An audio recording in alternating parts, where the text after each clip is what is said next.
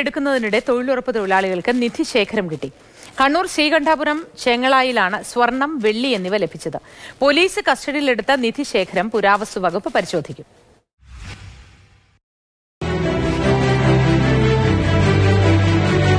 ചെങ്ങളായി പഞ്ചായത്തിലെ 10ാം വാർഡിലെ തൊഴിലുറപ്പ് തൊഴിലാളികൾക്കാണ് നിധി ശേഖരം ലഭിച്ചത്. ഇന്നലെ രാവിലെ 10 മണിയോടുകൂടി ഈ പരുപ്പായിലെ താജുദ്ദീന്റെ ഈ റബ്ബർ തോട്ടത്തിൽ തൊഴിലാളികൾ എത്തുന്നു. മഴക്കുഴി കുഴിക്കാൻ തുടങ്ങുന്നു. അങ്ങനെ 1 മീറ്റർ ആഴത്തിൽ കുഴിയെടുത്തപ്പോഴാണ് ഈ നിധി ശേഖരം കണ്ടെത്തിയത്. അപ്പോൾ ഇതാണ് നിധി കിട്ടിയ മഴക്കുഴി. ഈ കുഴി കുഴിച്ച് ഏതാണ്ട് 1 മീറ്റർ ആഴം നമ്മൾ നോക്കുമ്പോൾ ഇത് ഈ 1 മീറ്റർ ആഴം എത്തിയപ്പോൾ തന്നെ നിധി ശേഖരം കിട്ടി. ഇപ്പോൾ ഇവിടെ ഒരു ചെറിയ കല്ല് വെച്ചൊരു സ്ഥലം കാണാം. ഇവിടെയായിരുന്നു നിധി ഈ ശേഖരം ഉണ്ടായിരുന്ന ആ പെട്ടി ഉണ്ടായിരുന്നത്. ഇവിടെ നിന്നുമാണ് അവർക്ക് ആ പെട്ടി ലഭിക്കുന്നത്.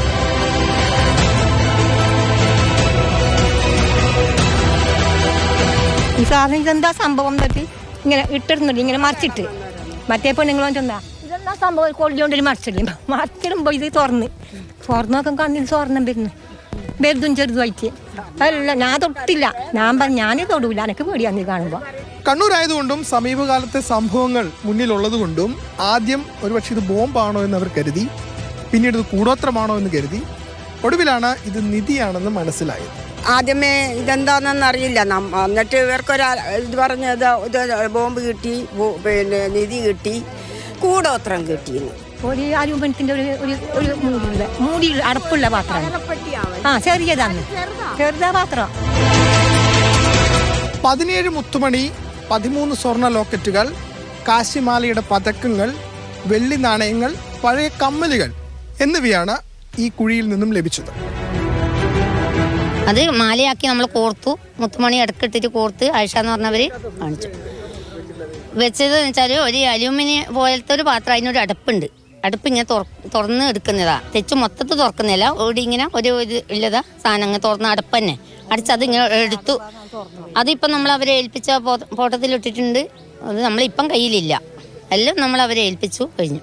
അതെടുത്ത് നോക്കുകയും പൊട്ടിച്ച് നോക്കുമ്പോൾ അന്ന് ഇങ്ങനെ കുറച്ച് സ്വർണ്ണ നാണയങ്ങളും ലോക്കറ്റെല്ലാം കണ്ടത്. അപ്പോൾ അതെടുത്തിട്ട് അവർ അപ്പോൾ കഴുകി വൃത്തിയാക്കുമ്പോൾ നല്ല തിളക്കുണ്ടായിരുന്നു. അപ്പോൾ പഞ്ചായത്തിൽ വിവരം അറിയിച്ചു. ഈ നിധി ശേഖരത്തിന് എത്ര വർഷം കാലപ്പഴക്കമുണ്ട് എന്ന് ഇതുവരെയും സ്ഥിരീകരിക്കാൻ കഴിഞ്ഞിട്ടില്ല. എങ്കിലും ചില സംശയങ്ങളുണ്ട്.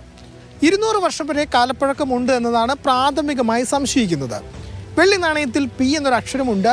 പുതുച്ചേരിയുടെ ഭാഗമായി ആ സ്വർണ്ണ നാണയങ്ങൾ അല്ലെങ്കിൽ വെള്ളി നാണയങ്ങൾ നിർമ്മിച്ചതാകാം എന്നതാണ് ഇപ്പോഴത്തെ സംശയം. ഈ ഭാഗത്ത് ഇങ്ങനെ നിധി ഉണ്ട് എന്നുള്ള ഒരറിവുണ്ട്. അതാ എൻ്റെ അറിവിൽ എങ്ങനെയാണെന്ന് വെച്ച് കഴിഞ്ഞാൽ ഈ ഭാഗത്ത് ചിലതെല്ലാം ഈ അഞ്ജനം വെച്ച് നോക്കുക എന്ന് പറയും. അഞ്ജനം ഇന്നും അഞ്ജനം വെച്ച് നോക്കുന്നവരുണ്ട്. അങ്ങനെ അഞ്ജനം വെച്ച് നോക്കുന്ന വീട്ടിലൊക്കെ അഞ്ജനം തേച്ചിട്ട് വേറെ ചെറിയ ചെറിയ കുട്ടികളെ കൊണ്ട് നോക്കിച്ച് കണ്ടുപിടിക്കുന്ന ഒരു സമ്പ്രദായമാണ് പണ്ട് ഇന്നും ഇല്ല അത്. അപ്പോൾ അങ്ങനെ വെച്ച് നോക്കിയിട്ട് ഈ ഭാഗത്ത് ഇന്ന ഈ നിധി ഉണ്ട് എന്ന് പറഞ്ഞു കേട്ടിട്ടുണ്ട്. അത് വെച്ചാളെ എനിക്കറിയാം, ഈ അഞ്ജനം വെച്ചാളെ എനിക്കറിയാം. നിഗമനം ശരിയാണെങ്കിൽ ഇവിടെ ഒരു അയ്യപ്പൻകാവുണ്ട്. അന്ന് ടിപ്പു സുൽത്താൻ പടയോട്ടക്കാലത്ത് അവിടെ നിന്ന് ഈ ഭാഗത്തൊക്കെ ഇതൊക്കെ ഇങ്ങനെ നശിച്ചു പോയതാണ്. ടിപ്പു സുൽത്താൻ പടയോട്ടക്കാലത്ത് അന്ന് അവിടെ സംരക്ഷിച്ചുകൊണ്ടിരുന്ന ആൾ അവിടെ നിന്ന് എടുത്ത് ഇത് നഷ്ടപ്പെട്ടു പോകേണ്ടതെന്ന് വെച്ചാൽ അതിൻ്റെ അവകാശികൾ ഉണ്ടാവുമല്ലോ, അവരാരെങ്കിലും കുഴിച്ചിട്ടതായിരിക്കും. ഇന്നലെ കിട്ടിയ നിധി ശേഖരം പോലീസ് കസ്റ്റഡിയിലെടുക്കുകയും പിന്നീട് കോടതിയിൽ സമർപ്പിക്കുകയും ചെയ്തു. ഇനിയിപ്പോൾ പുരാവസ്തു വകുപ്പ് അതിൽ പരിശോധന നടത്തും. ഇന്നലെ കൊണ്ടുപോയതിൻ്റെ ബാക്കിയായി ചില വെള്ളി നാണയങ്ങളടക്കം ഇന്നും പ്രദേശത്തു നിന്നും ലഭിക്കുകയുണ്ടായി. അത് ആർക്കിയോളജി ഡിപ്പാർട്ട്മെൻറ്റിനെ നമ്മൾ അറിയിച്ചിട്ടുണ്ട്. അത് പുരാവസ്തു ഇനത്തിൽപ്പെട്ടതാണോ അതിൻ്റെ കാലപ്പഴക്കം മറ്റു കാര്യങ്ങളൊക്കെ തീരുമാനിക്കുന്നതിന് വേണ്ടിയാണ് അവരെ അറിയിച്ചിട്ടുള്ളത്. ബാക്കി കാര്യങ്ങൾ ആർക്കിയോളജി ഡിപ്പാർട്ട്മെൻറ്റ് വന്ന് പരിശോധിച്ച് കൂടാതെ നമ്മുടെ മേലുദ്യോഗസ്ഥരെയും ഇവരെ അറിയിച്ചിട്ടുണ്ട്. മറ്റ് നിർദ്ദേശം അനുസരിച്ച് കാര്യങ്ങൾ ചെയ്യുന്നതായിരിക്കും. ഇന്ന് അവർ പണി തുടരുന്ന സമയത്ത് സമാന രീതിയിലുള്ള 5ഓളം നാണയങ്ങളും ഒരു മുത്തും ഇവിടുന്ന് കിട്ടിയിട്ടുണ്ട്. അപ്പോൾ അത് നമ്മൾ സമാന രീതിയിലുള്ള നടപടി സ്വീകരിക്കുന്നതായിരിക്കും.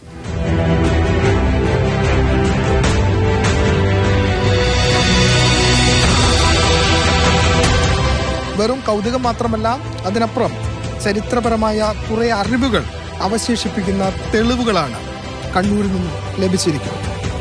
Felix, Mathrubhumi news, Kannur.